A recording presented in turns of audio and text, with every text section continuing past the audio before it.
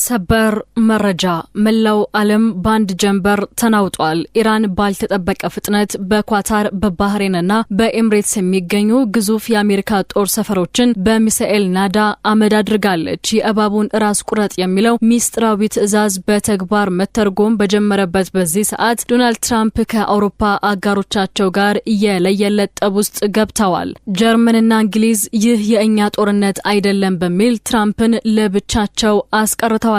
በሊባኖስ 1 ሚሊዮን ህዝብ ተፈናቅሏል። በዱባይ አየር ማረፊያና በፋጃይራ ወደብ ላይ የእሳት ቃጠሎ እየታየ ነው። ዓለምን እያስደነገጠ ያለውን የኢራን 57ኛ ዙር ኦፕሬሽንና በትራምፕና በኔቶ መካከል የተፈጠረውን ታላቅ ስንጥቅ በዝርዝር እንመረምራለን። እስከ መጨረሻው አብራችሁን ቆዩ።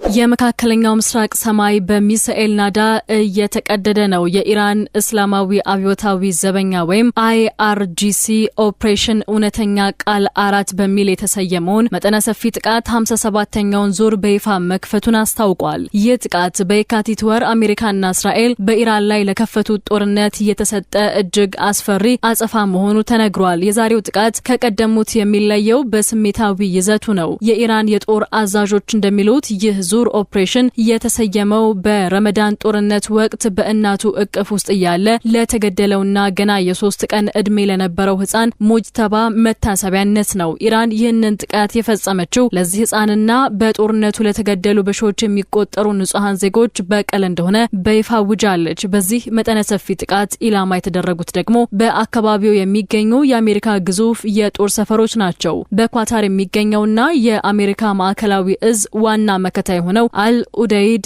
ጦር ሰፈር በኢራን የረቀቁ ዝልፋቃርና ቂያም በሚባሉ ሚሳኤሎች እንዲሁም በፈንጂ የታጠቁ ድሮኖች ተደብድቧል። ይህ ጦር ሰፈር በኢራን ላይ ለሚሰነዘሩ ጥቃቶች እንደ ዋና ማዕከል ሲያገለግል የቆየ በመሆኑ ጥቃቱ ለዋሽንግተን ትልቅ የራስ ምታት ሆኖበታል። ጥቃቱ በዚህ ብቻ አላበቃም። የኢራን ባህር ኃይል በባህሬን የሚገኘውን ሼክ ኢሳና በተባበሩት አረብ ኤምሬትስ የሚገኘውን አልዳፍራ የአሜሪካ ጦር ሰፈሮች ላይ የሚገኙ የጦር አውሮፕላን ማረፊያዎችን መምታቱንና ማውደሙን አስታውቋል። በተለይም አልዳፍራ ባለፉት ቀናት በኢራን ደሴቶች ላይ ለፈጸሙት ጥቃቶች መነሻ ሆኖ ሲያገለግል የነበረ በመሆኑ አሁን ላይ የማጥቃት አቅሙ ክፉኛ መዳከሙ ተረጋግጧል። ኢራን በዚህ ኦፕሬሽን ከባድ፣ ሸካን፣ ኢማድና ቃድር የተባሉ እጅግ ዘመናዊ የሚሳኤል ስርዓቶችን እየተጠቀመች ሲሆን እስካሁን ባለው መረጃ ከ700 በላይ ሚሳኤሎችንና 3600 ድሮኖችን በአሜሪካና በእስራኤል ወታደራዊ ሀብቶች ላይ ተኩሳለች። የኢራን አብዮታዊ ዘበኛ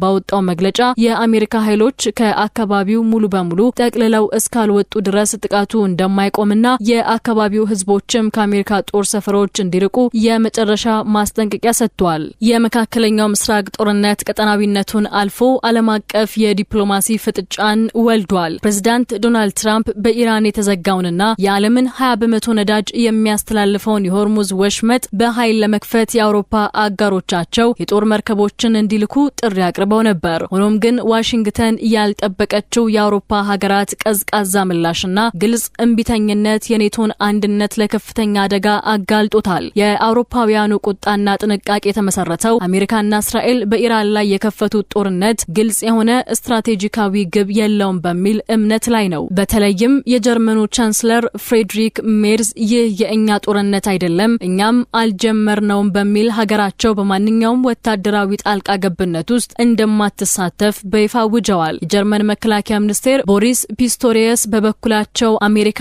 ያላሸነፈችውን ጦርነት በጥቂት የአውሮፓ መርከቦች ምን ልታመጣ ትችላለች ሲሉ የትራምፕን ጥያቄ አጣጥለውታል። የብሪታንያው ጠቅላይ ሚኒስቴር ኬር ስታርመርም ቢሆኑ ሀገራቸው ወደ ሰፊ ጦርነት የመሳብ ፍላጎት እንደሌላቸው ገልጸዋል። መፍትሄው ዲፕሎማሲያዊ መንገድ ብቻ እንደሆነም አሳስበዋል። ይህ የአጋሮቹን ቢተኝነት ያስቆጣቸው ዶናልድ ትራምፕ ለወደፊቱ የኔቶ ጣፋንታ እጅግ አስከፊ እንደሚሆንና የአሜሪካን የደህንነት ጥበቃ በነጻ የሚያገኙ ሀገራት ጊዜው ማክተሙን በግልጽ ጠንካራ ዛቻ ሰንዝረዋል። ውጥረቱ በአውሮፓ የዲፕሎማሲ መድረክም ቀጥሏል። የጣሊያን የውጭ ጉዳይ ሚኒስቴር አንቶኒዮ ታጃኒ ሀገራቸው ከባህር ላይ ዘረፋ የመከላከል እንጂ ጦርነት ውስጥ የመግባት ፍላጎት እንደሌላት ሲገልጹ፣ የአውሮፓ ህብረት የውጭ ጉዳይ ኃላፊ ካጃ ካልስም አባል ሀገራቱ በአሁኑ ሰዓት ወታደራዊ ተልዕኮ የመቀየር ፍላጎት እንደሌላቸው አረጋግጠዋል። ኢራን በበኩሏ አሜሪካ ጦሯን መሬት ላይ የምታሰፍር ከሆነ እንደ ቪየትናም ያለ ውርደት ይጠብቃታል ስትል የአውሮፓውያኑን ስጋት የሚያባብስ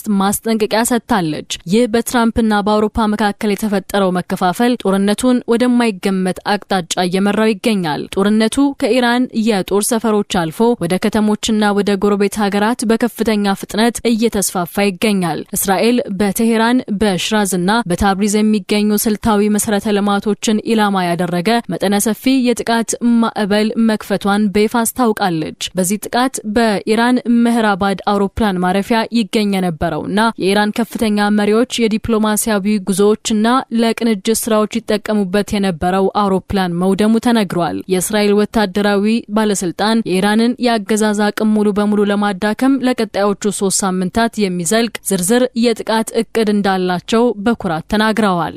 ይህ በእንዲህ እንዳለ በሊባኖስ ያለው ሁኔታ ከቁጥጥር ውጭ እየሆነ መጥቷል። እስራኤል በደቡብ ሊባኖስ በሂዝቦላህ ላይ የከፈተችውን የምድር ወረራ ወደ አዳዲስ ቦታዎች ማስፋፋቷን ተከትሎ የሀገሪቱ 20% ህዝብ ወይም ከ1 ሚሊዮን በላይ ሰዎች ከመኖሪያ ቀያቸው ተፈናቅለዋል። ጀርመንን ጨምሮ የአውሮፓ ሀገራት እስራኤል በሊባኖስ የጀመረችው የምድር ላይ ጥቃት ስህተት መሆኑንና ሰብአዊ ቀውሱን እንደሚያባብሰው ቢወተውቱም ጥቃቱ ግን አሁንም ቀጥሏል። እስካሁን ባለው መረጃ በሊባኖስ ከ100 በላይ ህጻናትን ጨምሮ የ850 ሰዎች ህይወት አልፏል። የጦርነቱ ፍንጣሪ የኢራቅን መሬትም እየለበለበ ይገኛል። በትናንትናው ዕለት በባግዳድ የሚገኘው የአሜሪካ ኤምባሲ በድሮኖች ጥቃት ተሰንዝሮበታል። ይሁን እንጂ የኤምባሲው የሲራም የአየር መከላከያ ስርዓት 4ቱንም ድሮኖች መትቶ በመጣል ጥቃቱን ማክሸፉ ተገልጿል። ይህ በባግዳድ የተሰነዘረው ጥቃት ኢራን በአካባቢው ያሉ የአሜሪካ ጦር ሰፈሮች ላይ ከከፈተችው 57ኛው ዙር ኦፕሬሽን ጋር ተያያዥነት እንዳለው ይታመናል። በአጠቃላይ በዚህ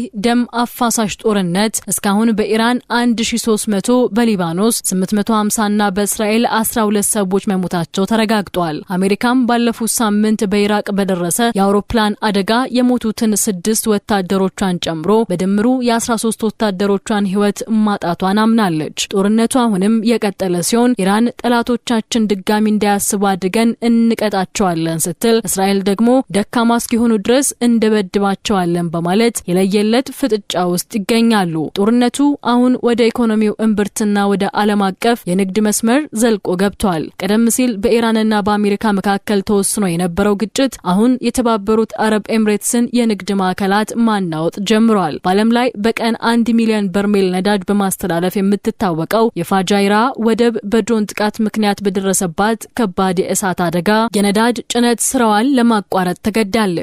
ይህ ወደብ ከሆርሙዝ ወሽመጥ ውጭ የሚገኝ በመሆኑ ለዓለም ነዳጅ ገበያ እንደ አማራጭ ይታይ የነበረ ቢሆንም አሁን ላይ ግን እርሱም የጥቃቱ ሰለባ ሆኗል። የጥቃቱ ማዕበል በዚህ ኋላ በቃም። በዓለም ላይ እጅግ ስራ የሚበዛበት የዱባይ ዓለም አቀፍ አውሮፕላን ማረፊያ አቅራቢያ በደረሰ ድንገተኛ የድሮን ጥቃት የነዳጅ ማከማቻ ታንከር በእሳት ጋይቷል። በዚህም ምክንያት ለተወሰኑ ሰዓታት የአውሮፕላን በረራዎች ተቋርጠው የነበረ ሲሆን ሁኔታው በመላው የባህረ ሰላጤው ሀገራት ላይ ከፍተኛ ድንጋጤን ፈጥሯል። እነዚህ ጥቃቶች የዓለም የነዳጅ ዋጋ በከፍተኛ ሁኔታ እንዲናር ማድረጋቸው ብቻ ሳይሆን የኢራን ኦፕሬሽን እውነተኛ ቃል 4 ምን ያህል ሰፊ ክንድ እንዳለው በተግባር ያሳዩ ሆነዋል። ኢራን በውጭ ጉዳይ ሚኒስቴሯ አባስ አራጊቺ በኩል ባስተላለፈችው መልእክት የተኩስ አቁም ስምምነትን በጽኑ ውድቅ አድርጋለች። ሚኒስቴሩ ተኩስ አቁም አለመፈለጋቸውን ጦርነት እንፈልጋለን ማለት አይደለም፣ ነገር ግን ጠላቶቻችን በድጋሚ ጥቃት ለመፈጸም እንዳያስቡ በሚያደርግ ሁኔታ የጦርነት በድል መጠናቀቅ አለበት ሲሉ የሀገራቸውን ጠንካራ አቋም ገልጸዋል። በሌላ በኩል ደግሞ የኢራን ምክትል ውጭ ጉዳይ ሚኒስቴር ሰኢድ ካቲብዛዴህ አሜሪካ ጦሯን መሬት ላይ የምታሰፍር ከሆነ የቪየትናምን ታሪክ በድጋሚ አንብቡ ሲሉ ዋሽንግተንን አስጠንቅቀዋል። በአጠቃላይ መካከለኛው ምስራቅ አሁን ባለችበት ሁኔታ ለማንም የምትመች አይደለችም።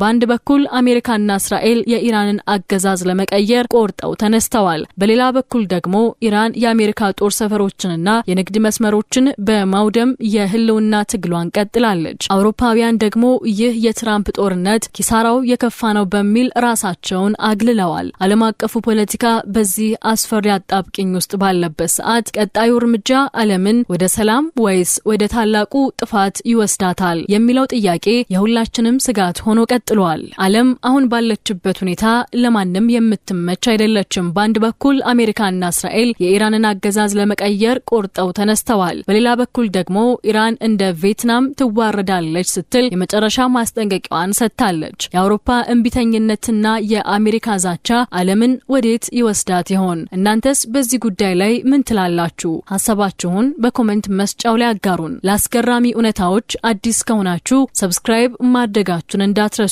በቀጣይ በመሰል ሰበር መረጃዎች እስከምንገናኝ ሰላም ቆዩን።